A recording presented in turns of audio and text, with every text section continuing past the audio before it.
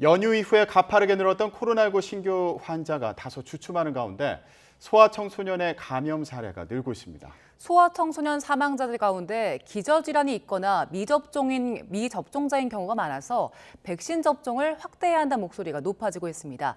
자세한 코로나19 상황은 정기석 국가감염병 위기대응 자문위원장과 진단해 보겠습니다. 어서 오세요. 네, 자 위원장님, 확산세는 조금 주춤하는 것 같다 이런 분석이 나오고 있고요. 그런데 위중증이나 사망은 계속 증가세를 보이는 그런 상황으로 지금 해석이 되고 있거든요. 어떻게 진단하세요?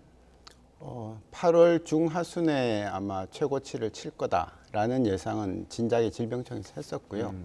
그 규모만이 문제인데 규모는 지금 봐서는 한 20만 명 미만에서 최고치를 치고 다만 이제 이 최고치하고 우리가 보는 주간 일평균 숫자는 좀 다릅니다. 예를 들어서 뭐 20만 명이 나오더라도 주간 평균으로 따지면은 한 18만 명 아니면 약간 그 밑에 선에서 유지가 되고 그 다음에는 떨어질 거다라는 거고요. 이제 위중증 환자 사망자는 확진자가 가장 많이 늘었을 때를 기준으로 한 열흘에서 보름 뒤부터 위중증 사망이 이제 나타나기 시작하는 것이기 때문에 우리가 이제 뭐 다음 주나 그 다음 주쯤에 지난번이 피크였구나라고 이제 얘기가 나왔을 그때 이후에도 위중증 사망자는 조금씩 더 상승하는 선에서 머물 겁니다. 그러다가 확진자가 쭉 떨어지는 게 보이고 역시 한 2주가 지나면 사망자와 위중증 환자도 거기에 비례해서 떨어지는 거기 때문에 뭐 지금 위중증 사망자가 조금 증가하고 있는 것은 안타깝긴 하지만 이미 예견됐던 것이다라고 볼 수 있습니다. 그럼 지금 위중증 환자나 사망자 증가세는 역시 시간의 흐름에 따라서 조금은 감소할 것이다 이렇게 당연합니다. 확진자 수하고 사망자 위중증자 수는 비례하는 거거든요. 그래서 확진자의 지금으로 봐서는 0.08% 내지 0.1%가 중환으로 가고요. 그거의 반인 0.04%에서 0.06%까지가 사망을 합니다. 그러니까 예를 들어서 뭐 10,000명이 발생했다 그러면은 우리가 예상하는 위중증 환자와 사망자 수는 발생하는 그날 이미 정해져 있는 겁니다. 다만 그 숫자가 열흘 뒤나 보름 뒤에 나타날 뿐이죠. 네, 알겠습니다.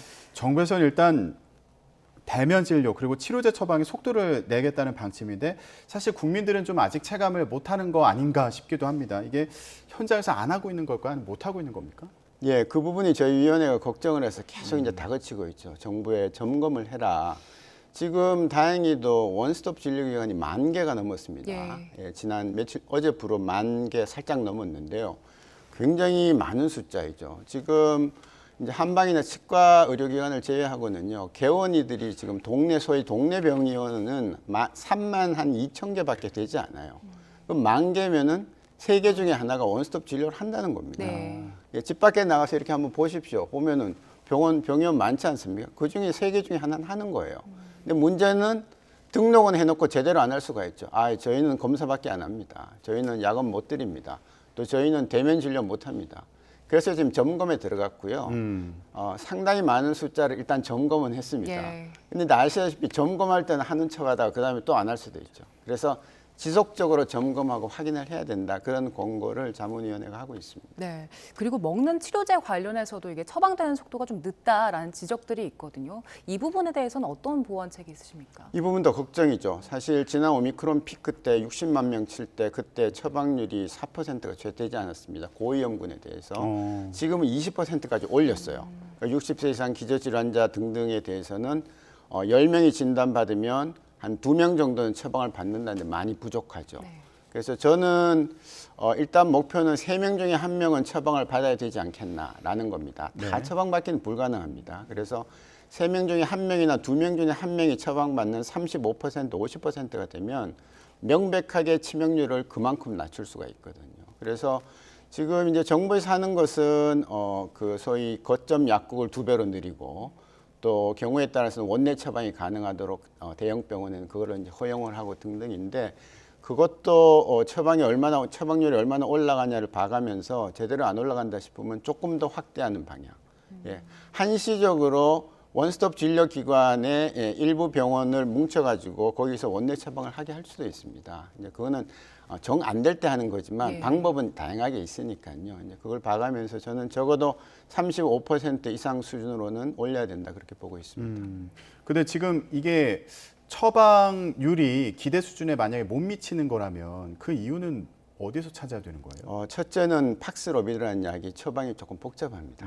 예, 그래서 23개의 금기약이 있고요. 이제 의사들이 그걸 다 챙기기가 조금 어렵겠죠. 물론 국가 시스템에 의해서 DUR이라는 시스템에 의해서 자동으로 환자의 처방을 내면은 금기약이 뜹니다. 예, 뜨는데 그거를 일일이 확인하는 것도 좀 불편할 수도 있고요. 또 하나는 사실 건강식품에 들어있는 아주 좀 일부 성분이, 한 가지 성분이 이거는 처방 조제약이 아니거든요. 그러니까 건강식품으로 드시고 계시는데 좀 영향이 있을 수 있어요. 예, 그래서 이제 그런 것들도 우리가 이제 이런 이제 적응증을 잘 만들어서 안내를 해드리고 의사들이 관심을 가지면 충분히 할 수 있는 부분이고요. 그 대신에 이제 라게브리오라든지 경우에 따라서는 외래에서 주사로 할 수 있는 렘데시비르라든지 이런 약들이 있습니다. 그 의지만 있으면 한 가지 약에 치중하지 않고 세 가지 중에 무엇이든 처방을 해야 되고 그 노력은 의사들부터 해야 된다. 저는 그렇게 보고 있죠. 네. 그리고 최근에 이제 소아청소년 환자들 대해서 백신 접종 계획을 세우려고 하고 있잖아요. 근데 지금 그 인식 조사를 했더니 5살 미만 아이들은 접종을 하지 않겠다라고 하는 의향이 좀 높게 나왔더라고요. 이 결과는 어떻게 보셨습니까?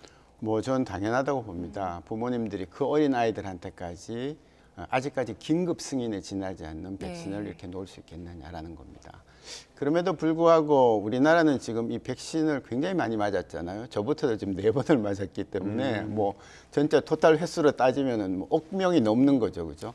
그럼에도 불구하고 그렇게 많은 우리가 큰일 났다, 문제가 된다는 그런 백신에 대한 그 부작용은 사실은 거의 많지 않았다고 보는 것이거든요. 다만 이제 소위 5세 미만에서는 어떻게 될 것이냐에 대해서는 충분한 자료가 있지는 않습니다. 그래서 저렇게 의향이 낮다는 거에 대해서는 저는 당연하다고 생각하고요. 그렇지만 5세 미만일지라도 혹은 18세 미만인 경우에 만성 질환이 있을 때 어떤 암에 걸릴 수도 있고 아가들도 그다음에 콩팥도 나쁠 수 있고 등등 여러 가지 나쁜 병이 있을 때는 맞아야 합니다. 왜냐하면 백신을 안 맞겠다는 건 부작용 때문에 그런 거거든요. 우리가 무슨 일을 할 때 비용 대비 효과적이냐 아니면 위험 대비 효과적이냐를 따지는 게 일반적인데 비용은 국가가 제공하니까 비용 걱정은 없습니다. 그러니까 위험하냐 안 하냐는 거죠. 백신을 받아서 내가 위험하다고 생각하기 때문에 아이들한테 백신을 안 주겠다는 부모가 생기는데 그렇게 하다가 만성 질환이 있는 아이들이 코로나에 걸리면 치명률이 높아지는 것이죠. 지금 최근에 사망한 소아청소년의 절반이 만성 질환을 갖고 있는 아이들이에요. 근데 아이들 중에 만성 질환이 있는 사람이 아이들 몇 명이나 되겠습니까? 100명에 1명도 안 되잖아요. 그럼에도 불구하고 사망자 중에서는 50%를 차지하는 거예요. 그래서 아가들 중에서 만성 질환이 있는 경우에는 백신을 맞추시는 게 좋겠다라는 게 저의 개인적인 권고입니다. 네. 자, 저희가 조사 결과를 쭉 다시 한번 보면 일단 11세 미만 같은 경우에 거의 50% 정도가 이제 접종 의향이 낮은 것으로 나타났고 만 5세 미만 같은 경우에는 절반 넘게 접종 의향이 낮은 걸로 나타났고요. 그리고 지금 말씀하신 것처럼 소아청소년 사망자 가운데 기저질환이 없는 경우가 47.7%, 기저질환이 있는 경우가 52.3%로 그렇게 나타난 상황입니다. 거의 비슷한 수치를 보이고 있는 그런 상황인데 지금 이제 말씀을 해주신 것처럼 백신을 맞아서 그런 위험성을 좀 낮추는 것도 중요하게 고려할 그런 사안일 텐데 좀 부정적인 반응이 높다 보니까 정부 당국에서도 고민이 많을 것 같아요. 어떤 대책이 필요할 것 같으세요?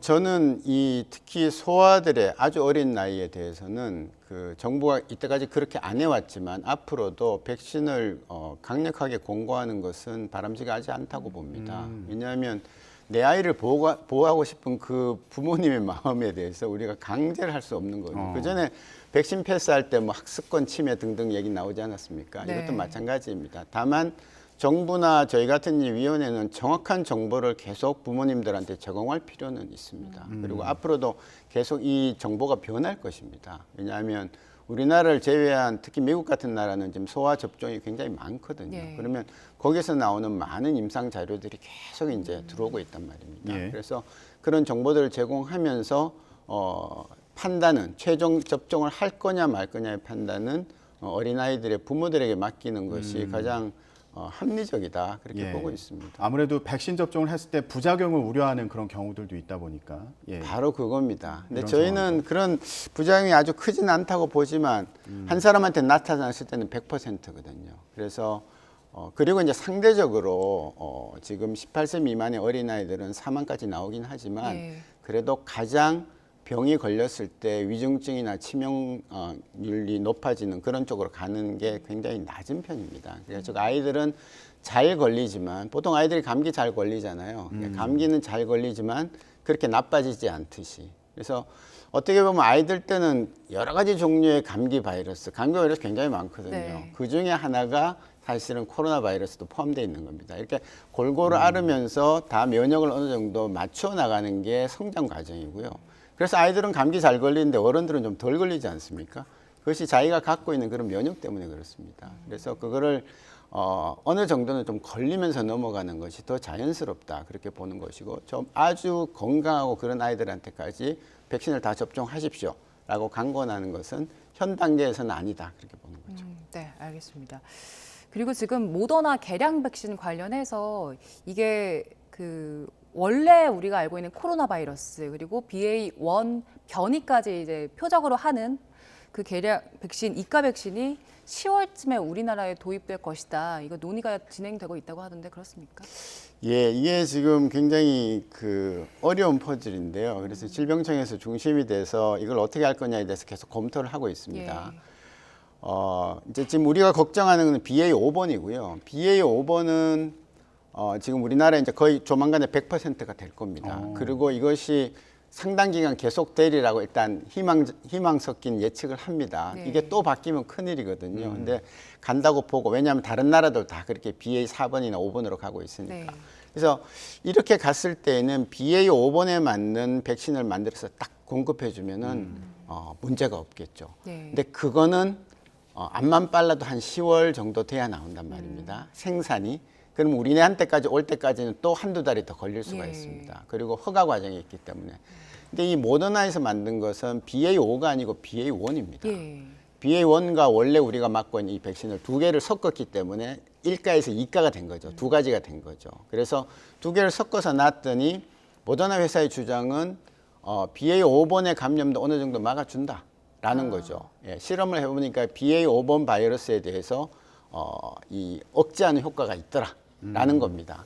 근데 문제는 이제 그거를 다 맞고 기다렸는데 의외로 빨리 BA5번이 나오는 겁니다. 예. 그러면 아깝죠. BA5번을 맞는 게 더 낫지. 이제 후회스럽다 말이죠. 그때가 되면. 그래서 이제 그 시기와 물량의 공급이 얼마나 적게 들어올지에 대해서 계속 정부는 계속 촉각을 세우고 끊임없이 판단을 하다가 BA5번이 너무 늦게 나오겠다. 금년까지 우리 국민 팔에 못 놓겠다. 그러면은 BA1으로 만든 이가 백신을 수입을 해서 일단 고위험자부터 놔드리는 그런 방향을 채택할 수도 있습니다. 다행인 거는 모더나 회사의 주장에 의하면은 지금 생산은 거의 8월 말이면은 웬만한 공급이 될 수 있을 정도의 생산 준비는 된다. 이렇게 네. 일단은 회사 측은 얘기하고 있지만 그것도 우리나라에 언제 들어올지는 좀 봐야 되겠고요. 지금 신청이 들어갔기 때문에 아마 2달 안에 허가는 날 겁니다. 그렇다면 한 9월 말쯤 되면 네. 우리나라에 일단 긴급 허가가 나고 빠르면 10월 초에 우리가 맞을 수는 있는 단계인데 다시 말씀드리지만 그게 효과가 우리가 기대하는 100%는 아니기 때문에 예, 그래서 BA5번이 그다음 다른 회사, 화이자 같은 회사에서 모더나도 만들고 있지만 BA5번을 제대로 만들어서 한 보름이나 한 달 뒤에 공급한다고 했을 땐 그게 낫겠죠. 네. 그래서 기다려봐야 된다. 이 이가 개량 백신 같은 경우에 접종을 하게 되면 1차로 새로 시작을 하는 건가요? 아니면 우리가 2차, 3차, 4차까지 지금 진행되고 있잖아요. 그 이후에 쌓아가는 건가요? 이거는 이렇게 생각을 하셔야 됩니다. 그냥 계절 백신이라고 생각하셔야 됩니다. 이게 이제 차수는 이제 고만세알일 겁니다. 왜냐하면 새로운 종류의 백신이라고 우리가 생각을 하고 있고, 그다음에 이번 겨울을 위한 백신이라고 생각하거든요. 그래서 해마다 우리가 독감 백신 맞지 않습니까? 고위험군에서 마찬가지로 이번에 새로 나오는 이가 백신, 특히 BA5번을 겨냥한 백신이 전 국민한테 공급이 된다면 그냥 한 번 맞는 독감 백신하고 같은 거고, 독감 백신과 이 백신을 한 날 동시에 양쪽 팔에 맞을 수도 있고 경우에 따라서는 2개가 한꺼번에 들어간 백신이 나오기도 합니다. 예. 그런 걸 한 번에 맞고 끝내는 예, 그런 방향으로 가게 될 것 같습니다. 네. 위원장님, 그런데 이게 그 사이에 다른 변이가 또 유행할 가능성 없습니까? 왜냐하면 이 BA.5 변이 같은 경우에도 좀 유행한 지 시간이 흐른 것 같아가지고 그런 우려도 있을 것 같아요. 네, 끔찍한 예측인데요. 사실은요, 그동안에 알파, 베타, 감마, 델타, 오미크론이 쭉 나오는 동안에 그 간격들을 생각하면 다음 변이가 이미 나왔어야 될 시기입니다. 지난 7월쯤에는 어떤 그 다음 변이 이제 파이가 이제 되겠는데 네. 이제 그리스 알파벳으로 따지면 나와야 되는데 안 나오고 BA가 1, 2, 3, 4, 5에서 2.75까지 막 변이를 거듭하면서 거기에 있는 것이고요. 그래서 잘하면 이 정도가 이번 겨울에서 볼 수 있는, 특히 이제 북반구 이번 겨울에서 볼 수 있는 마지막 변이가 아니겠는가 하는 그런 희망 섞인 기대가 있고요.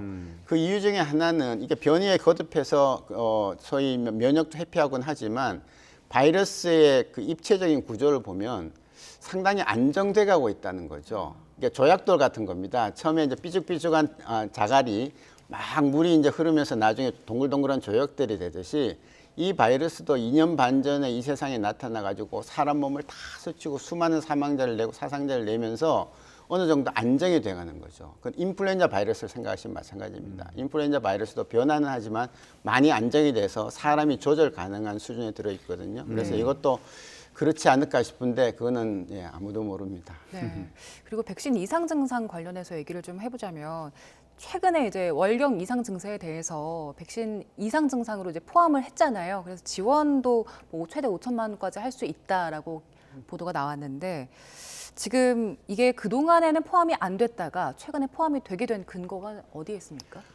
백신의 부작용은 이렇습니다. 우리가 어떤 새로운 물질, 약이든 백신을 간에 맞았을 때 그것이 몸에 들어가서 우리가 이제 의학에서 말하는 어떤 기전을 통해서 특별한 기전을 통해서 어떤 부작용을 만들어내면 그것은 백신에 의한 게 확실합니다. 근데 지금 말씀하신 자궁의 이제 월경 이상이라든지 이런 부분들은 그런 기전이 있는 게 아니고요. 많은 사람들을 해봤더니 월경 이상이 좀 많이 높게 나타나는 거죠. 지금 한 1.3에서 1.4 정도로 높게 나타난다고 보는 거거든요. 그렇다면은 영향이 있지 않겠느냐라고 이제 당국이 고민을 하다가 이번에 인정을 하게 된 것입니다. 그런데 이제 거꾸로 보면은요. 사실 많은 그 월경 이상이 있는 분들 중에서는 백신에 의한 것이 아닐 수도 있어요. 왜냐하면 지금 사실 성인의 90% 이상이 1차 백신을 다 맞았거든요. 그러면 우리 성인이 살아가면서 생기는 어떤 문제들, 머리가 아프다, 뭐 배가 아프다 등등 모든 문제가 백신하고 연관이 될 수가 있다는 겁니다. 그래서 이제 그런 역학조사 혹은 이제 다른 나라의 비교를 통해서 특별히 이런 현상은 보통 우리가 갖고 있는 것보다 조금 더 높게 나타난다라고 했을 때 이제 하나씩 둘씩 인정을 하기 시작한 것이죠. 예. 그러면 이게 어떤 경우에 지원을 한다는 건지도 궁금한데 이 월경 이상 증상으로 뭐 병원 진료를 받은 그런 기록이 있어야 되는 거지. 그리고 이런 경우에 어느 정도를 또 보상을 받을 수 있는 건지 이것도 궁금해요. 일단 보상의 한계는 의료비 지원의 하나입니다. 의료비가 얼마나 들었든지 간에 다 지원을 한다는 것이고 그게 최대의 금액까지 정해져 있는 것이죠. 그렇지만 백신 때문에 월경 이상이 와서 진료도 받고 해서 정부가 미안하니까 뭐 배상 이렇게까지 해주겠다라는 건 아닙니다. 그래서 예를 들어 진료를 안 받았는데 내가 월경 이상이 있다 지금은 없어졌다 그러면은 어떤 정부로부터의 금전적인 보상은 없다고 보시면 됩니다.